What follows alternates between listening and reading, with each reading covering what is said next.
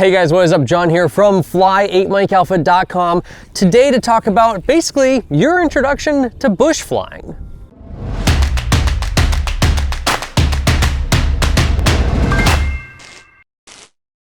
So backcountry flying is getting more and more popular, which is awesome. It's something that I really love doing, that we love doing up here in Alaska. Obviously, it's kind of what they've been doing in Alaska, well, forever since Alaska's been Alaska. But in any case, let's talk about the specific mods and all the terminology, phraseology, all that stuff that you want to know the actual name of, the nomenclature of bush flying, so that you actually know what people are talking about when they're talking about all those different mods to their aircraft and some of the mods you might consider making to your aircraft if you want to get into backcountry flying yourself. So for starters, easiest mod you can make to any airplane out there, tires. And so we have an Alaska bush wheel. It's a smooth tread tire. Why is it smooth? Because if there was actually tread in here, well, it would pick up rocks. And because we're operating on gravel and beaches and things where it's not smooth pavement, you're gonna pick up all those rocks, sling them up into your wing, into your flaps, and sling them into your propeller and destroy your propeller. That is why bush tires have nice smooth tread, one of the reasons. And as we look here, we can actually see 29-inch, so 29 by 13 by 6. What does that mean? 29-inch diameter by 13-inch, basically width of the tire. So a lot of flotation you'll hear used. That's the term that you'll hear used. A lot of flotation. This tire has a lot of contact area with the ground. It's a high flotation tire, not just because it'll actually float in water because there's a lot of displacement. It's a high flotation tire to distribute the weight of the aircraft over very soft ground like soft sand or mud.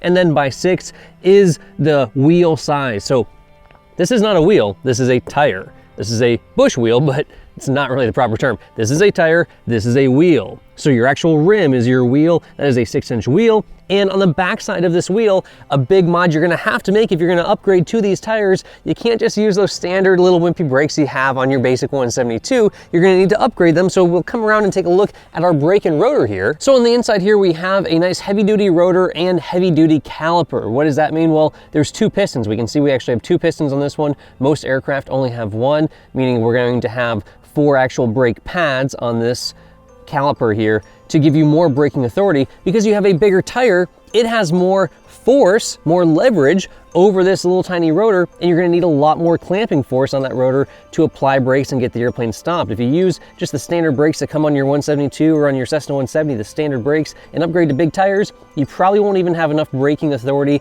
to keep the aircraft stopped when doing a full power run-up, let alone actually get on the brakes and get the airplane stopped in a short distance when landing in the backcountry. Now, besides just our tire mod and our calipers, brakes, rotors, all of that, the next big mod to think about for your airplane is bigger, taller gear. So this is spring steel gear.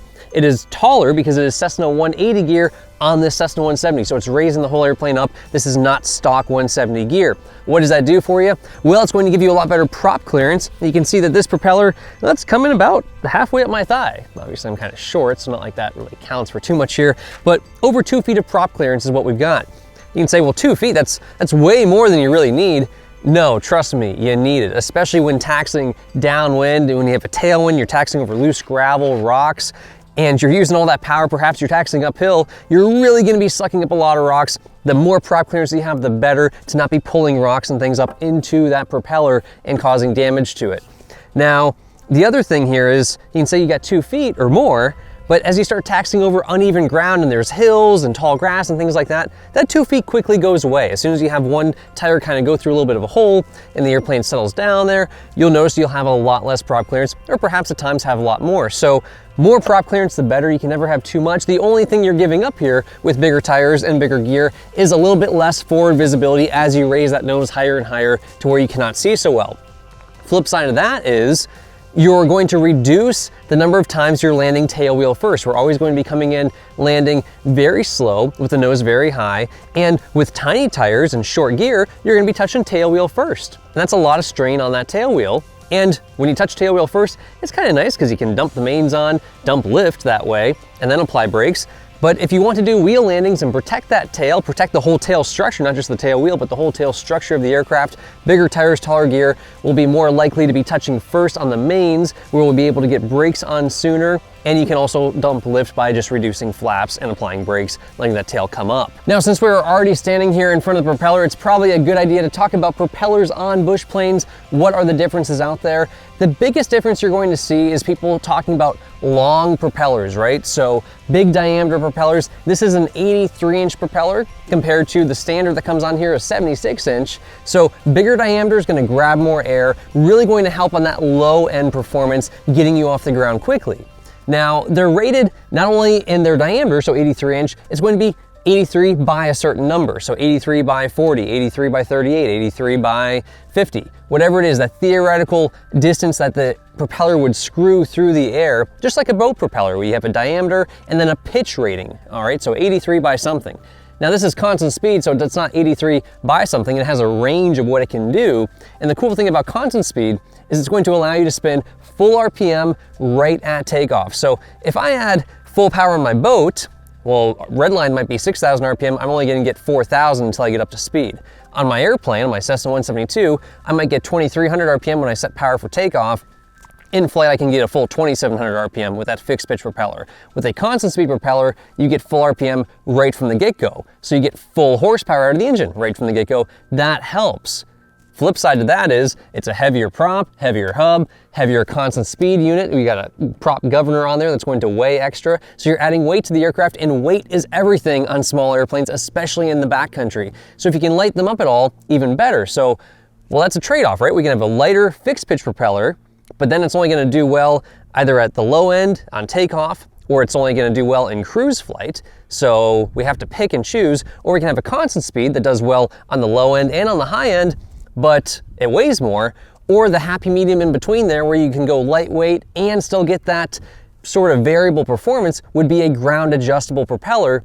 That would be when we can actually set the pitch of the blade on the ground with a wrench or something, and we can't adjust it in flight, but it's still lightweight. You don't need a propeller governor. You don't need a heavier, stronger hub and all that. You can have a nice lightweight propeller and still be able to get that low end performance when you're in the backcountry. And then when you're flying home from a big strip to another big airport, you can tune it up for that higher end performance, more of a cruise propeller pitch setting, so you can go fast, not burn a ton of fuel getting home. And then when you get somewhere where you want to operate short, you can get out, adjust the propeller so that you can be operating in the backcountry, taking off super short at that lower pitch setting. Now, while we're talking about propellers, probably worth talking about the difference between a 3-blade and a 2-blade propeller.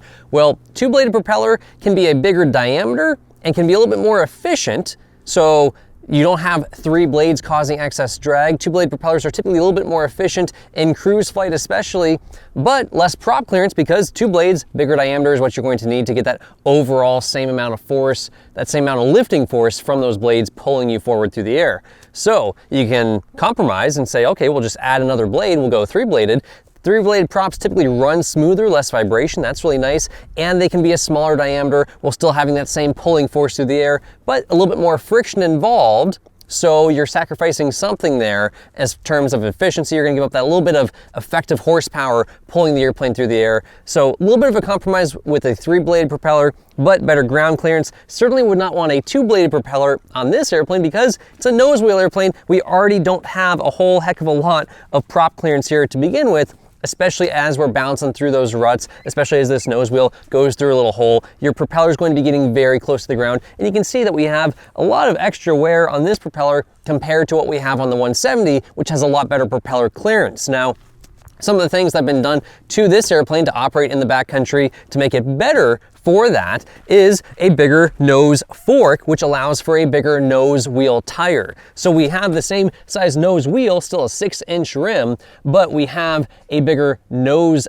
wheel tire, right? So we've got an 850 by 6 on here. 6 is the wheel size, and then 850 refers to the height of that actual tire above the wheel. So an 850 by 10 would be an even bigger tire, and that's what you see on the mains here. They're equivalent to almost a 26-inch tire overall diameter size. This one's a little over 20 inches, and this is going to roll over things easier, not as likely to get stuck. Again, more flotation because it's a little bit wider, a little bit taller. Overall, more contact area touching the ground, so more flotation to keep the tire from wanting to dive into soft dirt or soft sand as you're taxiing around off airport with this airplane. Now, you could always use more here, right? We could always use a little bit more nitrogen in the nose strut, a little bit more prop clearance, anything to try to bring our nose away from the ground. And typically what they'll do in airplanes like this is simply just load them towards the aft end of the CG envelope, which will help raise the nose up a little bit more there. Now, other mods you'll notice on these airplanes, things like this, well, that is going to be a float fitting. So this has a float kit on it. You'll also see things like V-braces up on the instrument panels. That is either for skis or floats most often, just reinforcement for operating in the backcountry, harder landings, slamming in a little bit harder on the landings, and operating on more uneven terrain as you're taxiing around. So we got float fittings here, we have some hydraulic fittings coming off of here as well, and we have our main gear tire here. This is an 850 by 10, so now we're running a 10-inch wheel. We can see we've got a few little balance weights in here because, well, 206s are a little bit faster. They're definitely faster bush planes, faster in cruise and faster on takeoff and landing. This tire is going to be spinning a little bit more, and it needs to be balanced correctly. So we have a few balance weights on the inside of this wheel here. And occasionally on 206s, you'll also notice that they have little mud flaps on them. And the reason for the mud flaps is to stop the rocks from being kicked up. We can see that this is not a smooth tire. It's not a smooth tread tire, so that's not ideal because the tread on this tire will have a tendency, or more of a tendency, to pick up rocks. Even smooth tires, even bald tires, will kick up rocks and gravel and things into your propeller, into your wing, and into your tail, but tread makes that even worse. And we can see what we have back here is what we oftentimes just call a gravel boot, basically a boot of rubber, or just very heavy, thick, extra heavy duty electrical tape that people will put on a Cub or on a 206 or on the horizontal of an airplane to stop rocks and things from hitting the leading edge there, denting it, damaging it, and even tearing through the aluminum. If we look on the underside here, we will see that there are dents and dings, and that's typically where we're going to see where on a tailwheel aircraft or a nosewheel aircraft, you're going to have dents and dings and tears either in fabric or in the actual aluminum on the skin, especially if you don't have those mud flaps, especially if you're using improper techniques when taking off and landing, or taking off and landing with excessive ground speed. Now moving on to wings and things, right? Well, the most obvious thing here on the 170 is this big flap. Some people call it a slotted flap, some people call it a Fowler flap, some people call it both. Really, it is a Fowler flap. It does move back, it increases the overall wing area, and it has that nice slot there. It does move back on the track here, and this creates a lot of extra lift as well as extra drag, and that really helps you get off the ground at a slower speed, get into flight sooner, as well as land at a slower speed. Other things you see up here that are not so common would be things like this guy. This is a wing fence. The purpose of the wing fence is to stop span-wise airflow. You remember, we have high pressure underneath, low pressure on top. We don't want that high pressure seeking that low pressure. We don't want span-wise flow across the airplane. We want the laminar flow of the air coming over the wing, generating lift. So we have a wing fence to stop some of that, as well as this wing tip over here that helps keep that air where it's supposed to be, right? Keep the high pressure underneath, keep the low pressure on top. This wingtip also helps create extra lift on the airplane, all part of the STOL kit for this airplane, the Horton STOL kit. So we have the wing fences on top, we have the wing tips up here, and then on the leading edge, we can see this STOL cuff. So this STOL cuff is actually riveted on. It's an extra piece of skin on the airplane that is riveted to the top and bottom here, and it droops down a little bit. It makes the leading edge of the wing droop down somewhat and changes the overall camber and shape of the wing to help it perform a lot better at higher angles of attack. Now, there's different variations of this. This is a Horton STOL kit. The Sportsman STOL kit is even more aggressive, and people tend to like it even more than the Horton style. You can see this runs the entire span of the wing. Other mods you'll see on some of these bush planes is things like extended fuel. So this is a 175 wing on a Cessna 170.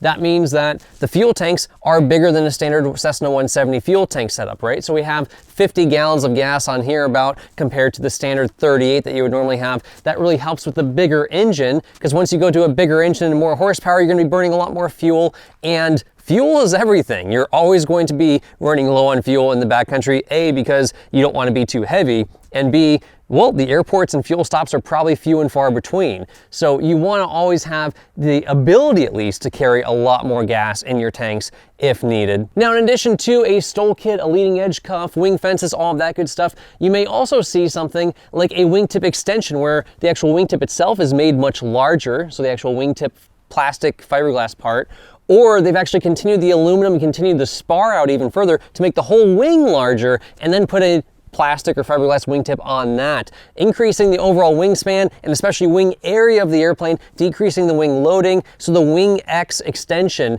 is a big popular one that you'll see on 206s, 180s, 185s, that is really known for increasing performance greatly and is eagerly awaited for the Cessna 170 to be STC'd so that we can get a little bit more wing area on this guy. Now, before we jump into the world of experimental bush planes, let's talk about landing gear and just the differences between the primary gear types you'll see out there. On the Cessna 170, on the 206, that is spring steel gear.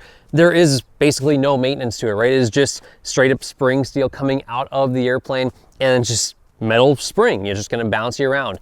Advantages, no maintenance, very simple, very robust. Disadvantages, you touch, it bounces you back up, and when you're bouncing in the backcountry, well, if your tires are not on the ground, you have no braking authority, you're burning up distance until you can get those tires back on the ground. So it is a little bit more bouncy, a little bit more wobbly. And then you have gear like this on the Bearhawk. So this is going to be oleo gear. So we have hinges here, and then we have these oleo struts underneath, and those are actually in tension. So that is actually allowing the airplane to kind of walk around a little bit.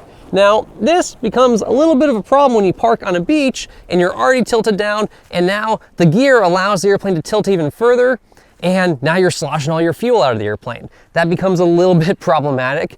And also, as you're just taxiing around, perhaps in a very strong crosswind, the airplane's going to be leaning over and you're already going to get a lot of extra air underneath that wing. A big problem if you're on a beach, it's going to be tilting downhill and you have that wind blowing towards the water. Well, it's making it rather precarious, especially on those takeoffs, let alone the landings even. So as you're trying to taxi for takeoff, you're really going to be fighting to get those wings level, and you're not going to be able to until you get some sort of airflow over those ailerons to take effect. So there's some advantages and disadvantages here. Advantages, when you touch and you thump down, well, it's going to absorb that energy in theory and not bounce you back up into the air. Disadvantages, it gets a little wobbly. Now, the only remaining type of gear out there is going to be bungee type gear on something like a J3 Cub or some of those old Super Cubs. That is also very springy and bouncy.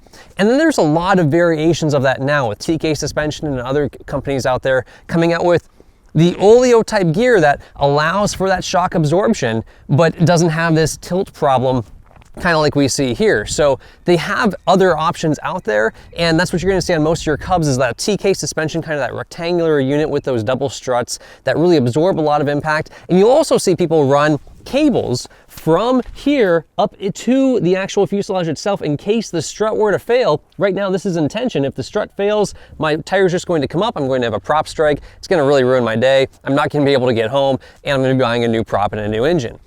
If that strut were to fail and I have a safety cable running up there, that cable will catch, and I'll at least be able to save the prop and engine and possibly get home flying it like that, although it's not preferable, right? But you might be able to at least save your prop and engine from that prop strike if that strut were to fail. And they do fail from time to time, especially if bungees were to fail, then again, you're gonna have a prop strike or something. So people run those safety cables as a backup there on their Cubs and other type of aircraft that run those tension type suspensions. Now, some less common mods you'll see are things like this, where you have an alternator belt actually zip tied right to your crankcase on the actual engine block here. And the reason for that is, well, I can actually change my alternator belt in case it broke in the backcountry. I'm not gonna have to remove my entire propeller to do so. So if I throw an alternator belt off, if the other one breaks, I can just cut the zip tie on here, slide that on to the actual alternator itself down in there, work it around the flywheel, and I can be back up and running and have my radios working, have my lights working, all that stuff without having to remove the propeller somewhere way out in the bush.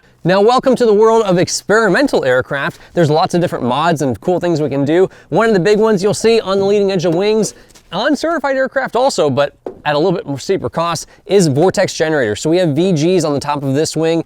These are cheap. You can do this for under 200 bucks on an experimental. On a certified airplane, they're typically running around 1,000 bucks for vortex generators. The whole idea there is allowing the wing to fly at a slightly higher angle of attack, keeping the airflow attached a little bit longer. And when you fly at a higher angle of attack, well, you can get the airplane just a little bit slower there.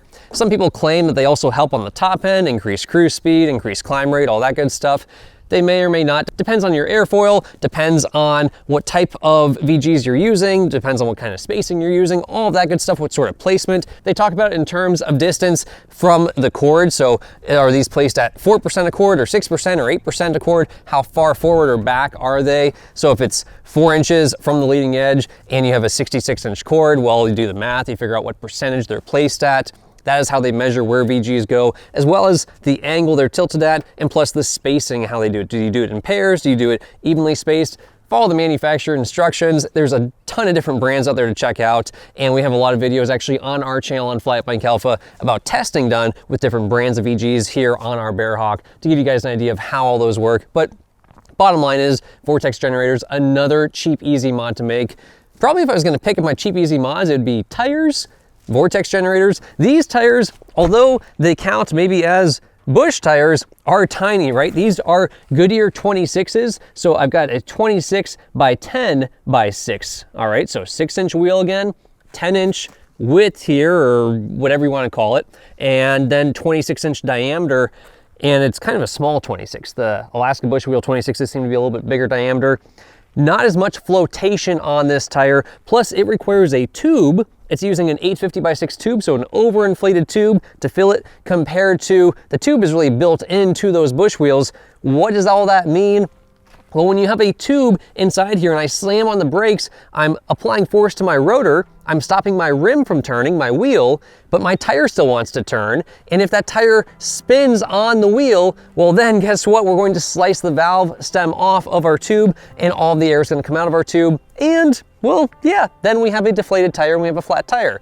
With the tube being built in to the Alaska Bush Wheel, well, there is no tube to spin, so the whole unit can spin on the rim, on the wheel assembly, and it's gonna be okay. It's not great, you're not gonna have great braking authority, but you're not going to slice a valve stem. It's not possible to do that. It's all one sealed unit. Now, other things we can do on experimentals is swap out gear a lot easier. We don't have to use approved STC gear like the 180 gear is STC'd for the 170. Really, it'd be great to throw on bigger tires, and they don't have to be STC'd. We could throw on bigger gear to give ourselves better prop clearance. We can see where this propeller is not faring quite as well as the one on the 170 because there's not great prop clearance here with shorter gear and smaller tires.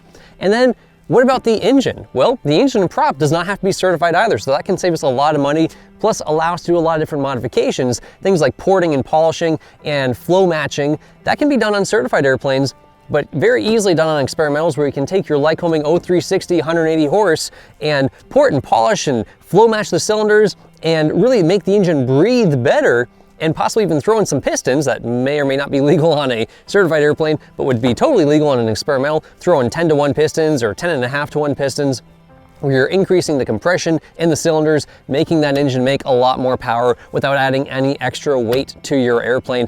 And that's what it's all about really, is how can we make these airplanes perform better without adding extra weight? Everything's always a compromise. We put on bigger tires, they weigh more. We put on a constant speed prop, it weighs more. We put on a bigger engine, it weighs more. Then we have to carry more fuel, that weighs more. We're always battling what are we gaining with these mods versus how much do they weigh. So we're always trying to make lightweight mods to these airplanes. Other things we'll see on experimental aircraft on the wing, specifically leading edge slats. Sometimes you'll see them just on the wing tips to make sure that the tip keeps flying even when the wing root stalls. Sometimes you'll see them on the entire leading edge of the wing is getting more and more common on these experimental Cubs, allowing them to fly at crazy high angles of attack, keeping that airflow attached even longer. There's different things you can do, right? Put the slat just on the wing tip to ensure the wing tip keeps flying. We put our VGs further forward and tighter spacing on our wing tip than on the wing root to ensure the wing root will stall first. So there's safety mods you can make as well as things to make the airplane perform better. So slats are a great way to increase the airflow over the top of the wing, allowing the airflow to stay attached longer and have that wing fly at higher angles of attack. It does not mean the wing can never stall. It certainly can still stall. It just will stall at a higher angle of attack. And typically you don't have the elevator authority from your tail to achieve those angles of attack at which it will stall. But if you add enough power in there and you have a big enough tail, then you definitely can exceed your critical angle of attack even with slats on the leading edge of a wing. Now in comparison to the 170 flap, this is a plain flap. So it is a big flap, a lot of flap area. One of the drawbacks here is if I really had my choice here, I'd actually have my last foot or two of flap cut off and just be a normal wing, because the bigger flap you have here, especially a plain flap that's obstructing airflow back to your tail, really going to kill your rudder authority and your elevator authority, but specifically that rudder authority, and makes it pretty difficult when you're coming into curved runways and you're having to fly a curved approach as well as a curved rollout, and trying to rely on that rudder to stop the airplane from ground looping. Well, you're gonna have to get on brakes more. And the more flap you use, the more you cover up the airflow to that rudder, the more you're going to notice that. So there's a trade-off, right? You can't just have 60 or 70 degrees of flap and expect it not to hurt the airplane in any way. Now this is a plain flap compared to the Fowler flap. Plain flaps are going to give you less lift, a little bit more drag. Why do they have a plane flap on the Bearhawk? Why not have a Fowler flap? Well, their response is the airplane already flies slow enough and it's more complicated to install a Fowler flap, so they don't feel that it's necessary. But it would help the airplane fly slower and also increase forward visibility, allowing you to lower that nose a little bit more coming into land. The next extreme version of the Fowler flap would be the double slotted Fowler flap, the STOL flaps you'll see on some Cubs out there, where they have 2 slots in them, so at the leading edge and as well as in the middle, allowing extra airflow to come through there, accelerating the airflow, making that air stick to the back of the flap, further increasing your forward visibility, allowing that nose to drop more, further reducing the stall speed of the airplane, generating more lift on those flaps, allowing the airplane to fly slower. It is a great mod, just a very expensive one. Of course, tail wheels are a big mod for our bush planes, so upgrading the size of your tail wheel just like you upgrade the size of your nose wheel. We've got a whole video on converting from a small tail wheel on here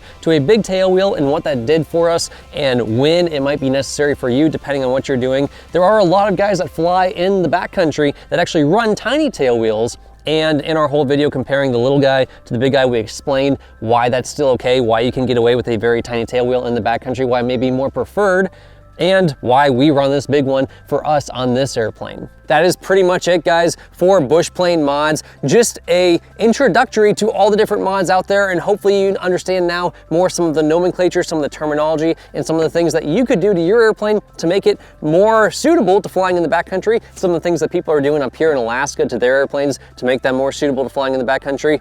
Any questions on this, leave it in the comments below. This is all part of our backcountry flying series, part of our backcountry flying course, coming to fly@mikealpha.com. Stay tuned for that. Your whole introductory to landing on beaches, gravel bars, landing on mountaintops, all that fun stuff, that will be online at fly@mikealpha.com. Link is in the description below. Stay tuned for it. You guys know what to do. Like the video, subscribe over there if you have not already, and if you cannot fly every day, fly@mikealpha.com. We'll see y'all in the next one.